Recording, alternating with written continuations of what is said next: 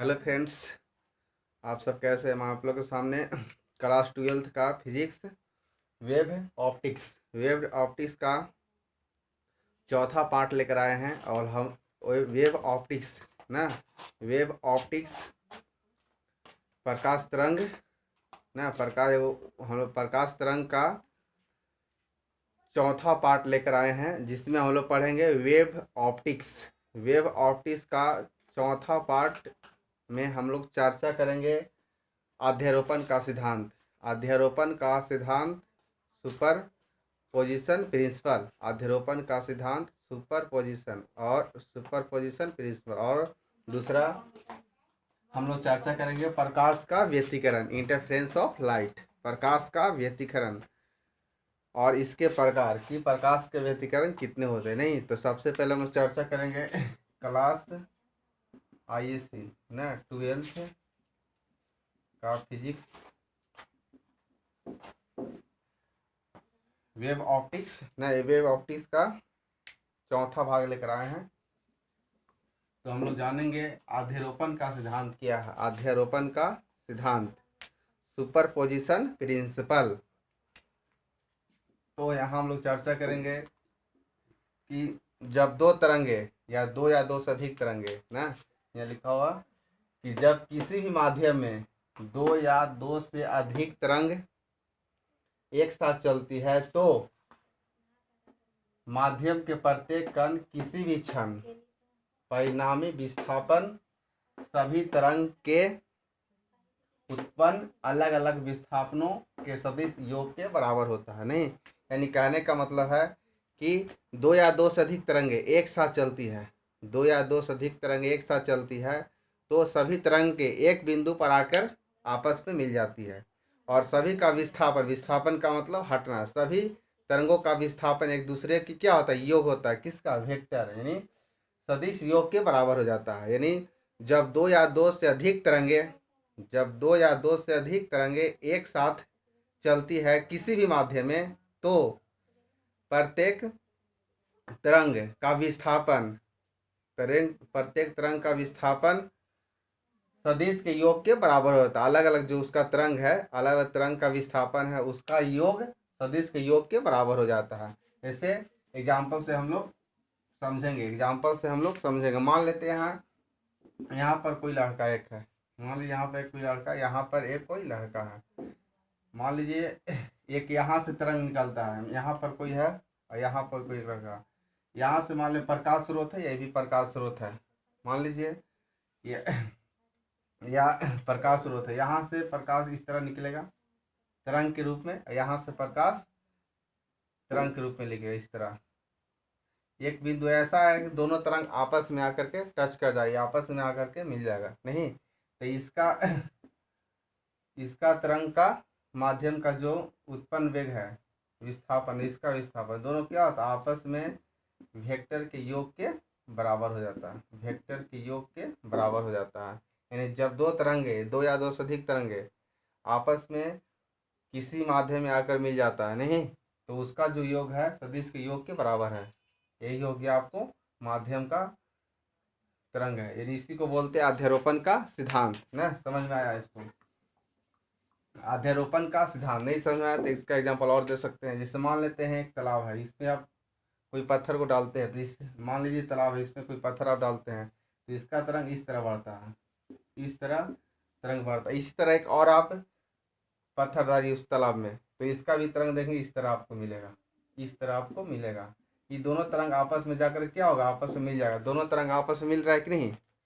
तो इस मिलना का मतलब ये तरंग आपस में एक दूसरे से मिल रहा है, हट करके विस्थापन हो रहा है। तरंग यहाँ से यहाँ जा रहा है, यहाँ से विस्थापन हो रहा है। तरंग यहाँ से यहाँ जा रहा है, यहाँ विस्थापन हो रहा है। आपस में ये दोनों का जो विस्थापन है एक दूसरे का योग होता है, किसके? वेक्टर के बराबर। यानी y बराबर होता है y1 प्लस y2।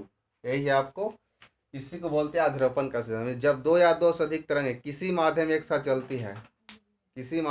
चलती है तो उसके द्वारा उत्पन्न सभी तरंगों का अलग अलग विस्थापन जो होता है वह सदिश के योग के बराबर होता है। यही हो गया आपको तरंग। मान लेते हैं रस्सी है, यहाँ पे रस्सी है, एगो यहाँ से इसको हिलाते इस तरह, एगो यहाँ से इस तरह, दोनों तरंग क्या होगा, आपस में आपस में क्या होगा अंतर के, आपस में एक दूसरे से तरंग टच करेगा, एक बिंदु पर आकर मिल जाएगा। मान लिया यहाँ पे एक रस्सी, यहाँ पे एक लड़का है, रस्सी है, इसको यहाँ से हिला तो इस तरह हिलेगा, यहाँ से हिला रहा है तो इस तरह हिलेगा, यानी आपस में आकर के मिल जाएगा। नहीं, आपस में जो मिला प्रकाश के अलग तरंगे वो सदिश के योग के बराबर होता है। इसी को बोलते हैं आध्यारोपण का सिद्धांत।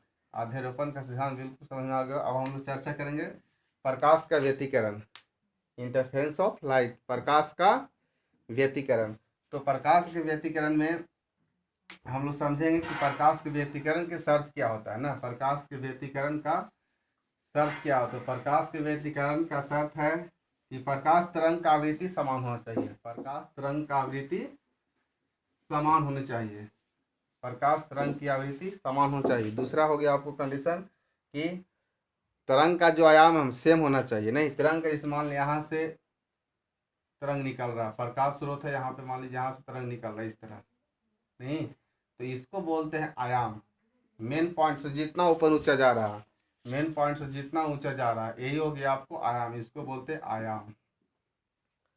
और यहाँ से जो तरंग कर रहा है कंपन, यहाँ से यहाँ तक आने में जो तरंग का समय लग रहा है वो हो गया आपको प्रकाश का तरंग का जो आवृत्ति है ना, यहाँ से ये आवृत्ति हो गया प्रकाश का, यहाँ से ये हो गया तरंग इस तरह है, यहाँ से यहाँ आपको आयाम हो गया, ये हो गया यहाँ से यहाँ जो तरंग कर रहा कंपन, यानी एक सेकेंड में कोई भी वस्तु जितना कंपन करता है उसी को बोलते हैं आवृत्ति ना।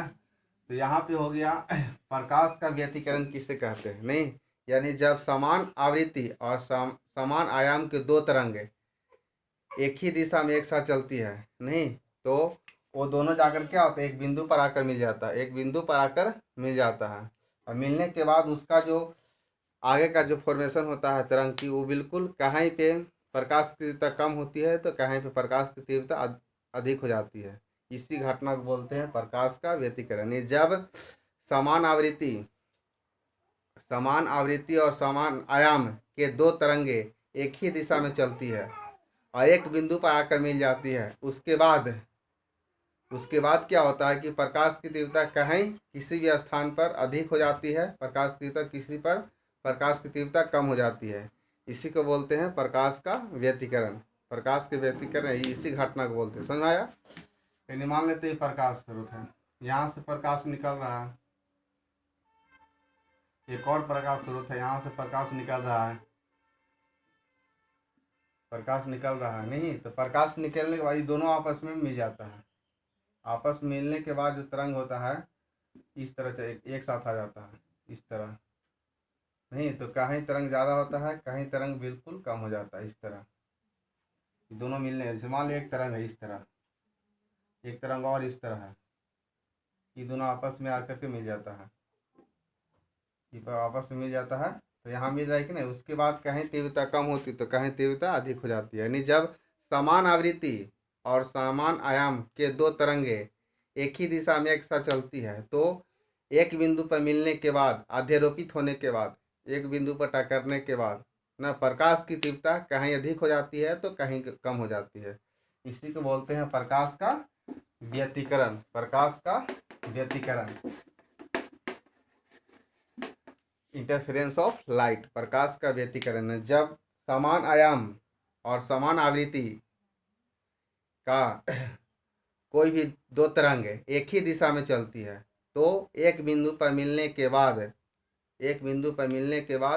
आगे की ओर प्रकाश की तीव्रता कहीं कम हो जाती है तो कहीं अधिक हो जाती है। इस घटना को बोलते हैं प्रकाश का व्यतिकरण। मान लेते हैं एक बल्ब है, यहाँ से तरंग निकल रहा है, मान लीजिए बल्ब है, यहाँ से तरंग निकल रहा है, एक और बल्ब है, मान लीजिए यहाँ से बल्ब निकल, दोनों का जो तरंग है सेम है, एक बिंदु पर आकर के फिर उसका तरंग क्या होगा, अधिक हो जाता है, कम हो जाता है, नहीं तो उसी को बोलते हैं प्रकाश की तीव्रता। और इसमें है कि प्रकाश की तीव्रता दो प्रकार का होता है ना, संपोषी व्यतिकरण और दूसरा विनाशी व्यतिकरण।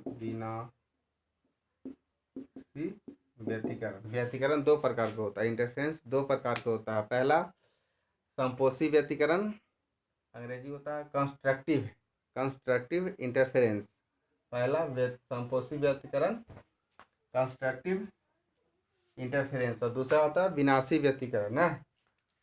विनाशी व्यतिकरण मतलब कि डिस्ट्रक्टिव इंटरफेरेंस, विनाशी व्यतिकरण डिस्ट्रक्टिव इंटरफेरेंस। यानी संपोषी व्यतिकरण का मतलब कि जब दो तरंगे, जब समान आयाम और समावृत्ति की दो तरंगे ना किसी दिशा में एक साथ चलती है तो उसके टकरने के बाद नहीं, यानी प्रकाश की तीव्रता अधिक हो जाती है तो उस जगह पर हुए व्यतिकरण को बोलते हैं संपोषी व्यतिकरण। मान लीजिए इस तरह प्रकाश स्रोत है,